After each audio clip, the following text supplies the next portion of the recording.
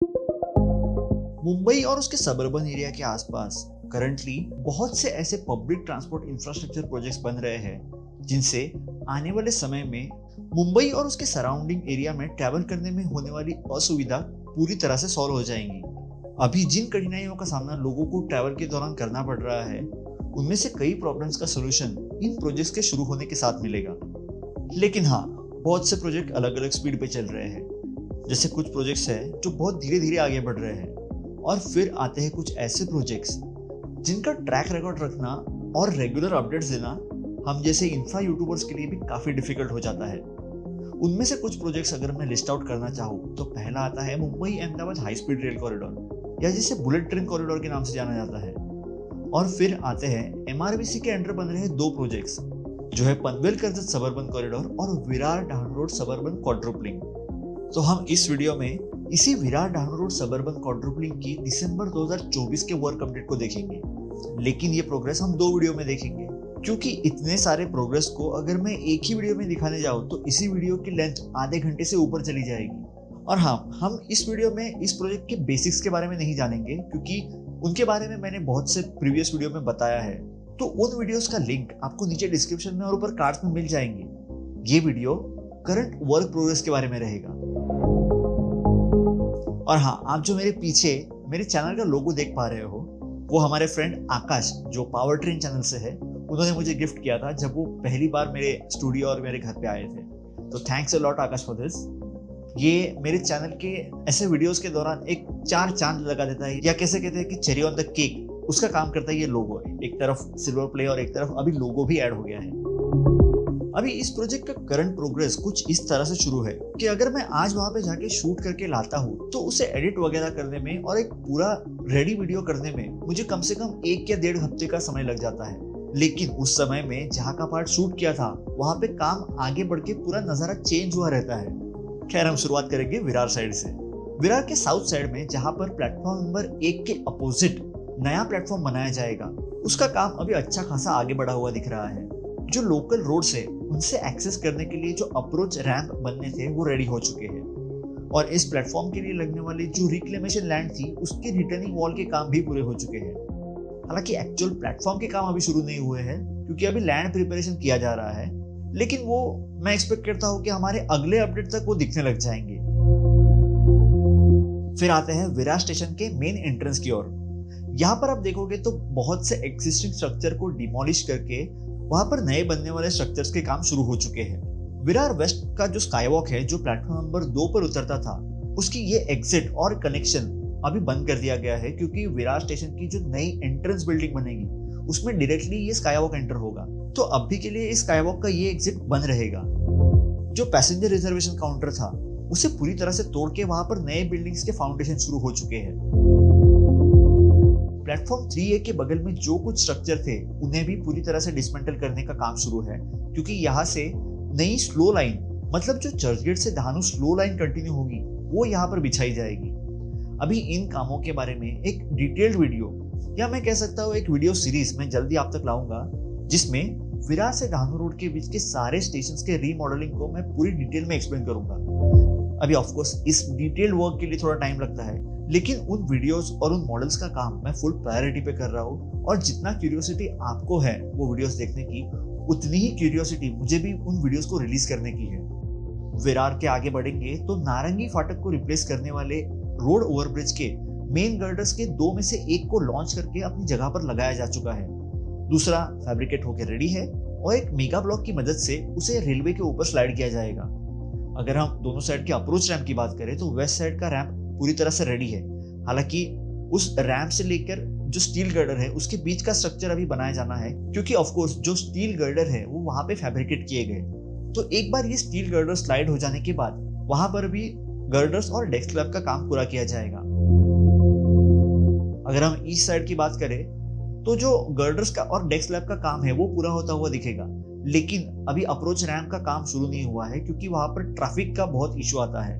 लेकिन फिलहाल इस रैंप को लगने वाले जो ट्रैफिक डाइवर्जन के काम है वो शुरू हो चुके हैं। अगर हम आगे बढ़ते हैं तो नारंगी फाटक के आगे की जो हिल कटिंग थी उसका काम काफी आगे बढ़ चुका है, और अभी यहाँ पर अर्थवर्क के काम भी शुरू हो चुके हैं। यहीं पे हम देखेंगे कि नारंगी हिल के अपोजिट एक छोटा ट्रैक्शन सबस्टेशन बनाया जा रहा है जिसके काम एडवांस स्टेजेस में है। यहाँ पर पोल इरेक्शन वगैरह भी शुरू हो चुका है।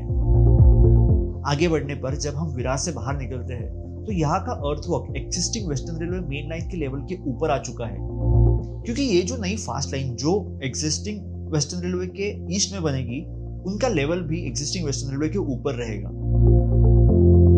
आगे बढ़ने पर नारंगी खाड़ी को क्रॉस करने वाले ब्रिज का फाउंडेशन का काम अभी शुरू हो चुका है। थोड़े ही आगे बढ़ने पर जहां पर विरार का न्यूट्रल जोन हुआ करता था वहां पर एक रिले हट बिल्डिंग पूरी तरह से बनके और पेंट होके तैयार है। आगे के अर्थवर्क का काम पूरा कंटिन्यूअसली ब्रिज नंबर 88 या शिरगांव खाड़ी के ब्रिज तक शुरू है। हर अपडेट वीडियो में बताता हुए से इस सेक्शन में हमें मुंबई अहमदाबाद बुलेट ट्रेन का रूट एक्सिस्टिंग वेस्टर्न रेलवे के ऊपर से क्रॉस होता हुआ दिखेगा। इस सेक्शन में जो काम शुरू है उन्हें अभी ट्रेन से देखा जा सकता है, और इसके बारे में अगर डिटेल चाहिए तो मेरे चैनल पे इस प्रोजेक्ट के रेगुलर अपडेट्स और ऑफ कोर्स इस एरिया के पैकेज C3 के अपडेट्स मैं रेगुलरली शेयर करता रहता हूँ। तो आपको उस वीडियो का लिंक डिस्क्रिप्शन में और ऊपर कार्ड्स में मिल जाएगा। आगे बढ़ने पर ब्रिज 88 यानी शिरगांव खाड़ी पर फाउंडेशन के काम शुरू हो चुके हैं, और इस ब्रिज के आगे का जो बचा हुआ ईस्टर्न पार्ट का अर्थवर्क है वो भी आगे बढ़ चुका है।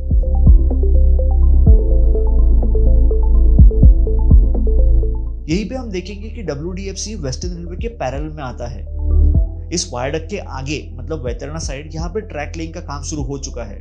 लेकिन आपको अगर WDFC के प्रोजेक्ट के बारे में थोड़ी और डिटेल में या रेगुलर अपडेट्स जाननी है तो वो वीडियोस आप मेरे फ्रेंड जयदीप काणे के चैनल पे रेगुलरली देख सकते हो। जिस पॉइंट से WDFC वेस्टर्न रेलवे के साथ आता है वहां से Virar Dahanu road suburban lines west में बनाई जाएगी, और पिछले अपडेट से कंपेयर बहुत सा अर्थवर्क अभी हमें यहाँ तक आते हुए दिखेगा।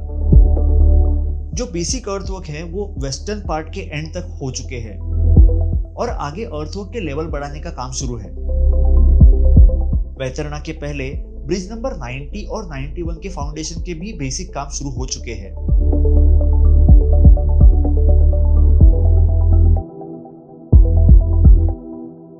और आगे वैतरणा स्टेशन तक का अर्थवर्क भी अच्छा खासा आगे बढ़ चुका है। अब अगर हम वैतरणा के नए स्टेशन एरिया की बात करें तो यहाँ पर अर्थवर्क का काम तो अच्छा खासा पूरा हो चुका है, लेकिन जो नए प्लेटफॉर्म के स्ट्रक्चर के काम है वो अभी तक शुरू नहीं हुए हैं, क्योंकि इसी एरिया से आगे का जो अर्थवर्क है उसके लिए कंस्ट्रक्शन व्हीकल्स, ट्रक्स, फिर डिपार्टमेंटल व्हीकल्स का आना जाना रहता है। और यहीं पर आगे जो वैतरणा खाड़ी पर ब्रिज बनेंगे उनके लिए लगने वाले गर्डर्स का कास्टिंग यार्ड भी बनाया गया है। और ऑफ कोर्स अभी आता है इस प्रोजेक्ट का एक बहुत ही इंपॉर्टेंट हिस्सा, यानी वैतरणा नदी के 2 ट्विन ब्रिजेस। ब्रिज नंबर 92 मतलब साउथ वैतरणा ब्रिज अभी ऑलमोस्ट पूरा होते हुए आपको दिखेगा। पिछले 2 साल की ही बात है कि ये ब्रिज स्टार्ट हुआ था और अभी रिवर पूरी तरह से पार कर लिया। अभी आइलैंड पे काम शुरू है। ये ब्रिज 33 स्पैन का रहेगा, टोटल स्पैन इसके 33 रहेंगे।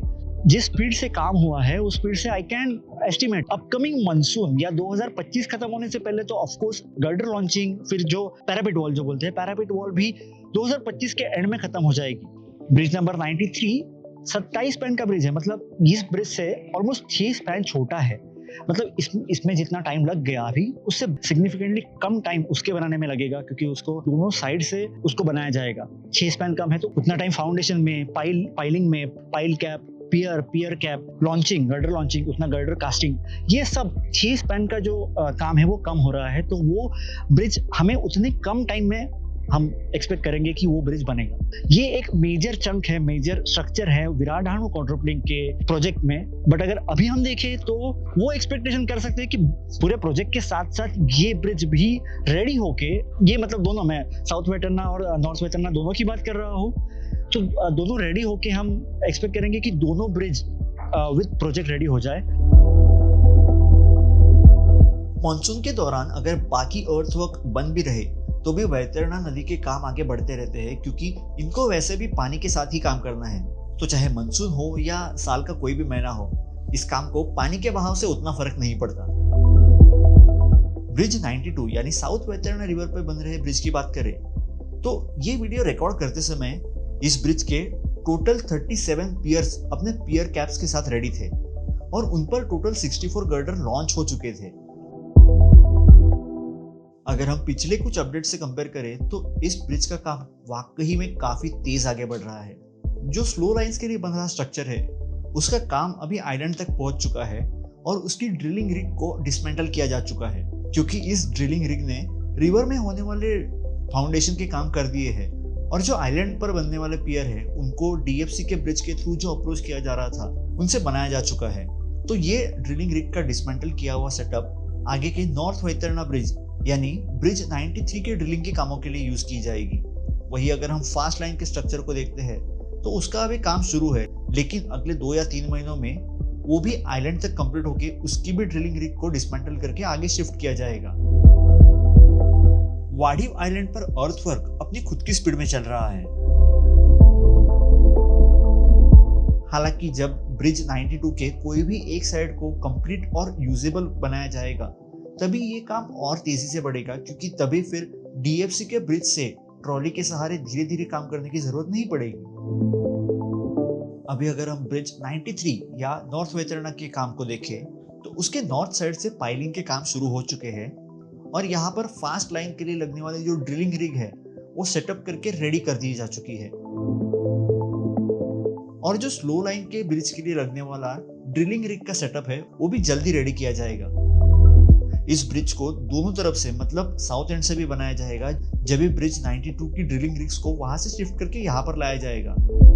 अभी अगर इस लोकेशन यानी सारतोड़ी विलेज के आगे के अर्थवर्क की बात करें तो वहां पर अप्रोच रोड लेवल का अर्थवर्क का काम पूरी तरह से कंप्लीट हो चुका है और जबकि ये एक बहुत लंबा और मार्शी एरिया का सेक्शन है तो इसकी हाइट भी एक्जिस्टिंग वेस्टर्न रेलवे के लेवल तक लाने में थोड़ा समय जा सकता है। अभी थोड़ा समय से मेरा मतलब है ज्यादा से ज्यादा 1 साल।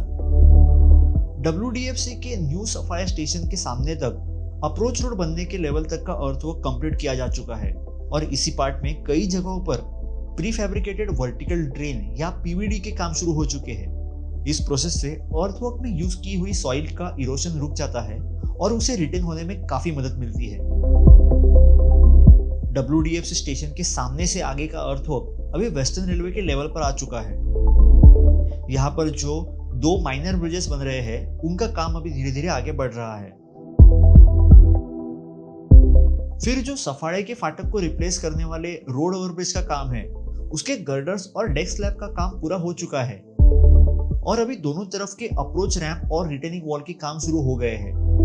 तो हम ये एक्सपेक्ट कर सकते हैं कि आने वाले यानी 2025 के मानसून से पहले इस ब्रिज का काम पूरा रेडी होकर इसे पब्लिक के लिए खुला किया जाएगा और सफाड़े एलसी को बंद करके जो सफाड़े के एलोंगेटेड प्लेटफॉर्म्स है उनकी लेंथ को यूटिलाइज किया जाएगा। सफाड़े स्टेशन के नए स्ट्रक्चर के तहत बनने वाले रेलवे क्वार्टर्स की बिल्डिंग यहाँ पर आपको बनती हुई दिखेगी। जो नई 2 लाइंस ले की जाएंगी उनकी अलाइनमेंट मार्किंग भी यहाँ पर आपको कई जगह पर दिखेगी और नए स्ट्रक्चर के काम भी जल्दी शुरू हो जाएंगे।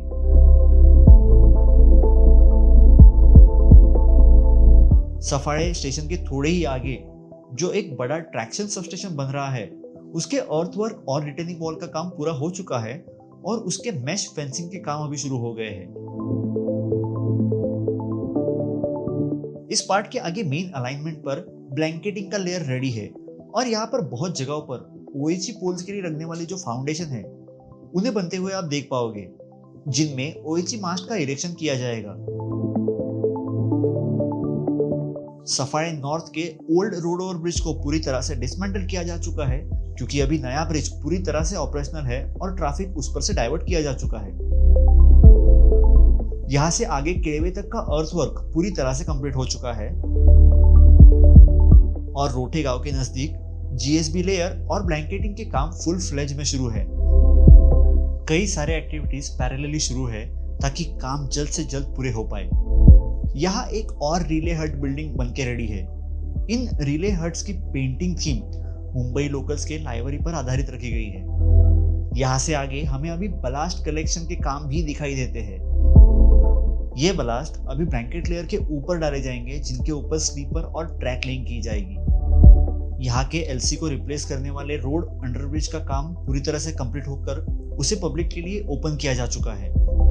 इसी पार्ट में एक और बार हमें बुलेट ट्रेन की क्रॉसिंग देखने मिलती है और यही बगल में हम बुलेट ट्रेन प्रोजेक्ट में वेस्टर्न रेलवे के सबसे नजदीक बनने वाले कास्टिंग यार्ड को देख पाएंगे, जो यहाँ रोठे विलेज में सेटअप किया जा रहा है। जब ये कॉरिडोर वेस्टर्न रेलवे को क्रॉस करता है तो इन रेलवे लाइंस को क्रॉस करने के लिए पोर्टर पियर्स के सहारे 4 स्टील गर्डर का एक रेल फ्लाईओवर बनाया जाएगा। अब यहाँ पर बनने वाले स्ट्रक्चर के बारे में डिटेल आप मेरे चैनल पे बुलेट ट्रेन प्रोजेक्ट के पैकेज C3 के वीडियो में भी देख सकते हो। NHSRCL के द्वारा शेयर किए गए एक डिटेल्ड वीडियो में भी आप देख पाओगे, और यहाँ पर बनने वाले ब्रिज के बारे में एक और डेडिकेटेड वीडियो आप तक जल्दी शेयर किया जाएगा। आगे केळवे रोड स्टेशन के पहले टाकी खाड़ी पर बनने वाले ब्रिज का काम पूरी तरह से रेडी हो चुका है, और केळवे रोड के स्टेशन के नए स्ट्रक्चर के तहत बनने वाली रेलवे क्वार्टर्स की बिल्डिंग अभी आपको यहाँ पर खड़ी हुई दिखेगी, जो ग्राउंड प्लस 6 फ्लोर की डिजाइन की है। केळवे के नए प्लेटफॉर्म के काम प्रिलिमिनरी स्टेजेस में शुरू हो चुके हैं। अगर आप नॉर्थ एंड पे देखोगे तो यहाँ पर उन प्लेटफॉर्म्स के लिए लगने वाली रिटेनिंग वॉल के काम शुरू है। वहीं पर हमें एक नए फुट ओवर ब्रिज के फाउंडेशन के काम भी दिखाई देते हैं। केळवे स्टेशन के नए एंट्रेंस बिल्डिंग के काम भी अभी के करंट एंट्रेंस के बाजू में दिखाई देते हैं। इसके बाद का प्रोग्रेस हम अगले वीडियो में देखेंगे, जो रेडी है और आप तक बेहद जल्द पहुंचाया जाएगा। तो आशा है आपको ये वीडियो पसंद और क्लियरली समझ में आया हो। विरार से केळवे तक के पार्ट में कुछ भी डाउट, क्वेरी या सजेशन हो तो आप कमेंट सेक्शन में जरूर बताएं। जल्दी मिलेंगे इसी प्रोजेक्ट के अगले वीडियो में। तब तक जय हिंद, जय महाराष्ट्र।